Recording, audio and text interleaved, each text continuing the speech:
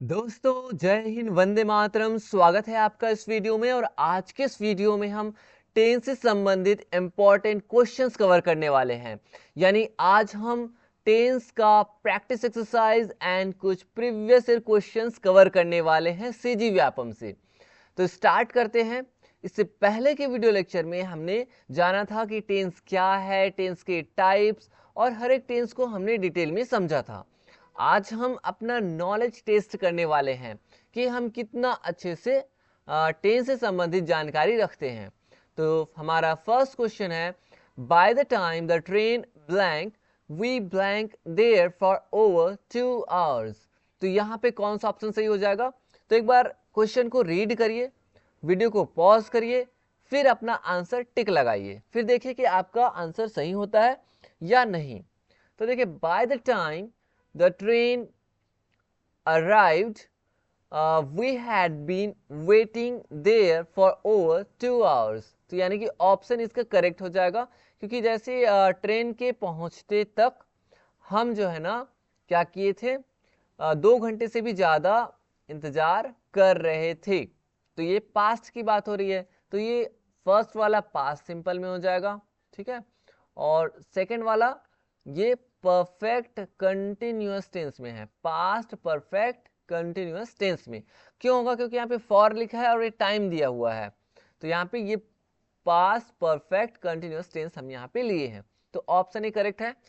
हाँ, अगर आप फ्यूचर में देखना चाहेंगे तो फ्यूचर में अगर आप ये वाला सही हो जाता, लेकिन ये अराइव्स हो गया ना, तो ये रॉन्ग हो गया, है ना। बाकी ये फ्यूचर में भी आप ले सकते हैं कि ट्रेन के पहुंचते तक हम 2 घंटे से ज़्यादा वेट कर रहे होंगे, इस सेंस में। आप चाहें तो प्रेजेंट में अगर रहता तो प्रेजेंट में भी हो जाता, लेकिन आपको ये सेकेंड पार्ट को किस में लेना है? परफेक्ट कंटिन्यूअस टेंस में, ठीक है। तो इस तरह से ऑप्शन ए करेक्ट है, बाकी ये इनकरेक्ट हो जाएगा। ये हैव वेटेड नहीं होगा, हैव बीन वेटिंग अगर बोलते ना तो भी सही हो जाता। नेक्स्ट देखिए, the company is a very big one, about 1000 people blank there. यहाँ पे हमें करेक्ट जो है करेक्ट वर्ड चूज करना है। ये सीजी व्यापम में आया हुआ है 2018 में। तो देखिए यहाँ पे कौन सा ऑप्शन सही हो जाएगा? The company is a very big one, यानी कंपनी बहुत बड़ा है, बहुत बड़ी चीज है। अबाउट 1000 पीपल, लगभग 1000 लोग वहां पे क्या कर रहे हैं? एम्प्लॉयड हैं, कार्यरत है। तो क्या आ जाएगा? इज एम्प्लॉयड आएगा कि हैज एम्प्लॉयड, या आर एम्प्लॉयड, या एम्प्लॉयड? तो यहाँ पे आ जाएगा आर एम्प्लॉयड, क्योंकि यहाँ पे प्रेजेंट की बात हो रही है और लोग कितने हैं? 1000 है, तो प्लूरल है तो प्लूरल वर्ड यूज करेंगे। तो इसे सब्जेक्ट वर्ब अग्रीमेंट भी कह सकते हैं, ठीक है। यानी सब्जेक्ट के अकॉर्डिंग वर्ब का यूज करना, सब्जेक्ट के अकॉर्डिंग वर्ब की सहमति होना, that's called subject verb agreement. Next देखिए, When she reached the cinema, the movie blank। क्या हो जाएगा जब वो सिनेमा पहुंची? मूवी ऑलरेडी स्टार्ट होगा कि हैड ऑलरेडी स्टार्टेड होगा कि वॉज ऑलरेडी स्टार्टिंग या हैज ऑलरेडी स्टार्टेड? तो यहाँ पे पास्ट की बात हो रही है, जब वो सिनेमा में पहुंची, यानी ये पास्ट किस में है? पास्ट सिंपल में है ना। तो पास्ट सिंपल में है कि वो जब वो सिनेमा पहुंची तब क्या हो चुका था? The movie had already started, क्योंकि पास्ट हो रहा है तो पास्ट परफेक्ट मिलेंगे। तो ये पास्ट सिंपल में है एक पार्ट, और दूसरा वाला जो है वो किस में हो जाएगा? पास्ट परफेक्ट में। किसमें हो जाएगा? पास्ट परफेक्ट टेंस में, ठीक है। तो हैड ऑलरेडी स्टार्टेड करेक्ट है। नेक्स्ट देखिए, if he blank harder he would have passed last years examination. So क्या आ जाएगा यहाँ पे? इफ ही हार्डर, यहाँ पे इस वाले पार्ट को देखिए, he would have passed last year's examination, impossible condition। Conditional sentence का ये जो है ना टाइप 3 है। कौन सा? ये टाइप 3 है, इम्पॉसिबल कंडीशन है, जिसमें कंडीशनल सेंटेंस का ये क्या वाला ये वाला जो पार्ट है, ये इसमें आप पास्ट परफेक्ट टेंस का यूज करेंगे, if he had worked harder करके। तो ये ऑप्शन सी करेक्ट हो जाएगा, ये आपका पास्ट परफेक्ट में रहेगा, ठीक है, पास्ट परफेक्ट में। और ये वाला जो है ना, ये कंडीशनल का परफेक्ट में रहता है। तो वुड हैव, या फिर कुड हैव, या फिर माइट हैव का यूज होता है, ठीक है, माइट हैव, उसके बाद V3, तो इस तरह से ये वाला करेक्ट हो जाएगा हैड वर्कड करके। नेक्स्ट देखिए, this time tomorrow she blank over the Atlantic. This time tomorrow मतलब इसी समय, कल इसी समय वो she blank over the Atlantic. तो यहाँ पे क्या आ जाएगा, was flying, will be flying, has phloem, is flying. इसमें जाहिर सी बात है विल बी फ्लाइंग हो जाएगा, क्योंकि कल की बात हो रही है कि कल इसी समय वो जो है ना एटलांटिक के लिए उड़ान भर रही होगी, ऐसा, ठीक है, या अटलांटिक के ऊपर उड़ान भर रही होगी। तो यहाँ पे आपका विल बी फ्लाइंग होगा, यानी फ्यूचर कंटिन्यूअस टेंस। नेक्स्ट देखिए, he insisted that he blank nothing wrong. उसने इंसिस्ट किया कि that he blank nothing wrong. Has done, did nothing हो जाएगा, कि हैड डन, या फिर डज हो जाएगा। तो इसमें कौन सा आ जाएगा, ऑप्शन सी हो जाएगा। उसने जोर दिया, उन्होंने इंसिस्ट किया that he had done nothing wrong. उसने इंसिस्ट किया, उसने जोर दिया कि उसने कोई रॉन्ग, कोई गलत नहीं किया था, ऐसा। तो हैड डन आ जाएगा, क्योंकि आप नरेशन जब पढ़ते होंगे तो उसमें भी होता है ना रिपोर्टिंग वर्ब, रिपोर्टेड स्पीच। तो ये रिपोर्टिंग वर्ब के अकॉर्डिंग यूज हुआ है। तो रिपोर्टिंग स्पीच जब पास्ट सिंपल में होता है, तो रिपोर्टेड स्पीच जो है ना वो किस में हो जाता है, पास्ट परफेक्ट में हो जाता है। तो ऐसा भी आप समझ सकते हैं, यानी नरेशन से भी आप नरेट करके समझ सकते हैं। नेक्स्ट देखिए, what ever God blank man can not alter. ये भी सजीव व्यापम का क्वेश्चन है। What ever God blank man can not alter, यानी कि वॉट एवर, जो भी गॉड भगवान चाहते हैं वो व्यक्ति जो है ना उसे चेंज नहीं कर सकता। अल्टर मतलब चेंज करना, बदलना, ठीक है। तो यहाँ पे क्या आ जाएगा, विल आएगा कि शैल आएगा कि विल्स आएगा कि नन ऑफ द अबव। तो यहाँ पे आपका आ जाएगा ऑप्शन सी आ जाएगा। क्यों आएगा कि जो विल जो है ना ये हेल्पिंग वर्ब की तरह यूज नहीं हुआ है। यहाँ पे विल का मतलब है इच्छा करना या चाहना, ठीक है। तो ये विल का ये फर्स्ट फॉर्म की तरह, एक वर्ब की तरह यूज हुआ है ये will.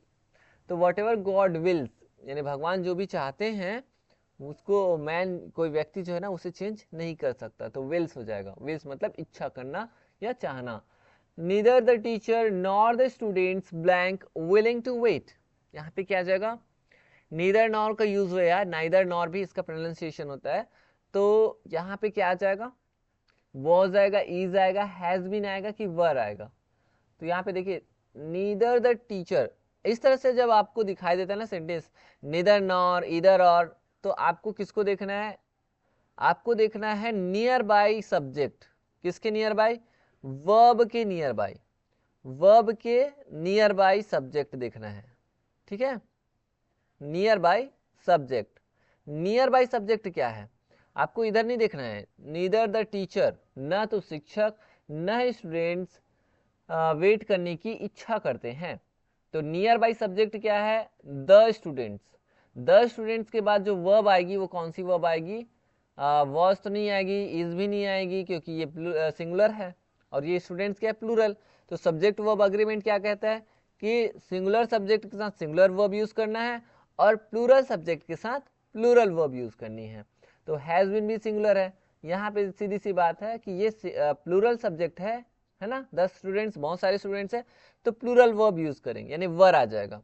Neither the teacher nor the students were willing to wait. हाँ, अगर आप स्टूडेंट्स को इधर लिखते, इधर लिख लीजिए, यानी टीचर की जगह पे स्टूडेंट्स और स्टूडेंट्स की जगह पे टीचर लिखते, तो टीचर के अकॉर्डिंग यहाँ पे आपको वर्ब यूज करना होता। अंडरस्टैंड, नियर बाय, वर्ब के नियर बाय सब्जेक्ट को देखना है और उसी के अकॉर्डिंग आपको वर्ब यूज करनी है, ये आप याद रखिए। नेक्स्ट देखिए, bye the end of this year the project blank successfully. यहाँ पे कौन सा ऑप्शन सही हो जाएगा, bye the end of this year, इस वर्ष के अंत तक प्रोजेक्ट जो है ना वो क्या हो जाएगा, सक्सेसफुली कंप्लीट हो जाएगा। यानी कि कौन सा ऑप्शन सही हो जाएगा, the project will have been completed या फिर हैव बीन कंप्लीटेड। प्रोजेक्ट तो एक ही है, तो हैव बीन तो आएगा नहीं, हैज बीन आ जाता बल्कि अगर करना होता तो। लेकिन इज बीइंग कंप्लीटेड ऐसा तो होगा नहीं, या फिर हैज़ कंप्लीटेड, ये भी नहीं होगा, यानी कि by the end of this year, अभी ईयर का एंड नहीं आया है, तो ये हो जाएगा option B, by the end of this year the project will have been, क्या हो जाएगा, कंप्लीटेड, यानी ऑप्शन बी इसका करेक्ट आंसर है। नेक्स्ट देखिए, if you blank earlier we would reach on time, ये कंडीशनल सेंटेंस का भी ये है, तो ये कंडीशनल का कौन सा टाइप है, ये है कंडीशनल सेंटेंस का टाइप 2, इमेजिनरी कंडीशन बोलते हैं इसको, इमेजिनरी, जैसा मैंने इससे पहले वाले में बताया था इम्पॉसिबल कंडीशन था, जो संभव नहीं हो सकता था, ये इमेजिनरी है, यानी हम प्रेजेंट में इमेजिन करते हैं। इसमें क्या बोला जाए, इफ यू ब्लैंक अर्लियर, यानी यहाँ पे लीव लेफ्ट, अगर आपने अर्लियर मतलब इससे पहले अगर आप निकल गए होते या छोड़ते, तो क्या होता, we would reach on time, हम समय पे पहुंच जाते, ऐसा। तो इस तरह के जो सेंटेंस मिलते हैं ना, इसमें आपको फर्स्ट जो कंडीशनल वाला जो है, इफ वाला जो क्लॉज है ना, उसमें आपको पास्ट सिंपल में लेना होता है, किसमें, पास्ट सिंपल में, यानी V2 वर्ब की सेकंड फॉर्म यूज करना होता है। और नेक्स्ट वाला जो होता है ना, वो होता है आपका कोई भी सब्जेक्ट, उसके बाद वुड और उसके बाद फिर रिच, ठीक है, वुड भी यूज कर सकते हैं या फिर कुड भी यूज करते हैं, ठीक है, उसके बाद वर्ब की फर्स्ट फॉर्म यूज करना है, तो ये इसका रूल होता है। तो इफ यू, यहाँ पे पास्ट सिंपल या V2 क्या है, left, if you left earlier, अगर आप जल्दी छूटते तो हम समय पे पहुंच जाते, यानी इमेजिन कर रहे हैं यहाँ पे, इमेजिनरी, ठीक है, तो ऑप्शन भी इसका करेक्ट है। और नेक्स्ट देखिए, the prisoner said that he blank falsely accused of left, तो यहाँ पे कौन सा ऑप्शन सही हो जाएगा, तो यहाँ पे देखिए, the prisoner said that, narration type का क्वेश्चन है, यहाँ पे आपका रिपोर्टिंग वर्ब क्या है, रिपोर्टिंग वर्ब पास्ट सिंपल में है, V2 है, पास्ट सिंपल में है, तो रिपोर्टेड स्पीच यानी कि आगे वाला जो स्पीच होगा वो किस में होगा, वो पास्ट परफेक्ट में होगा, किस में होगा, पास्ट परफेक्ट में, ठीक है। तो यहाँ पे हो जाएगा, the prisoner said that he had been falsely accused of left, यानी ये वॉइस का भी है क्वेश्चन, अगर आप मानेंगे तो नरेशन भी है, पैसिव भी है और टेंस भी है, सबका कॉम्बिनेशन है। तो प्रिजनर ने कहा कि, क्या कहा, that he had been falsely accused of theft, उसे जो है गलत तरीके से चोरी का आरोप लगाया गया, या आरोपित उसे किया गया, आरोप लगाया गया उस पर, ऐसा यहाँ पे बोला जा रहा है। तो ऑप्शन डी इसका करेक्ट आंसर है। नेक्स्ट देखिए, और ये नेक्स्ट है, लास्ट क्वेश्चन है ये, ठीक है, 12 नंबर का, hardly blank to bed when the phone rang, यहाँ पे क्या बोला जा रहा है, hardly blank to bed when the phone rang, जब फोन बजा तो मैं मुश्किल से बेड पे पहुंचा था, ऐसा यहाँ पे बोल रहे हैं।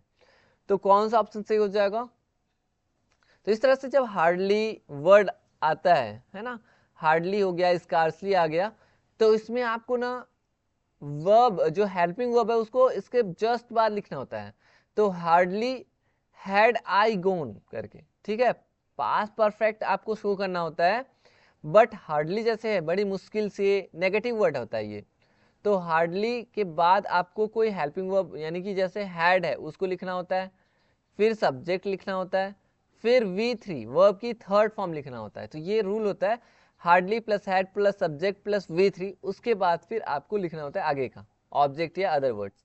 तो hardly had I gone to bed when the phone rang, जब फोन बजा, ये पास्ट सिंपल में होता है, ये व्हेन द फोन रैंग ये पास्ट सिंपल में है, बाकी ये वाला परफेक्ट में होता है, पास्ट परफेक्ट में। लेकिन आपका सीक्वेंस कैसा होता है, हार्डली प्लस उसके बाद फिर हेल्पिंग वर्ब प्लस यानी had plus subject plus verb की थर्ड फॉर्म, ठीक है। तो hardly had I gone to bed when the phone rang, ठीक है, अंडरस्टैंड। तो इस तरह से दोस्तों आज हमने कुछ इंपॉर्टेंट क्वेश्चंस कवर कर लिए हैं। आई होप कि आपको आज का जो वीडियो लेक्चर है वो काफी अच्छे से पसंद आया होगा। मिलेंगे नेक्स्ट वीडियो में, तब तक के लिए थैंक यू।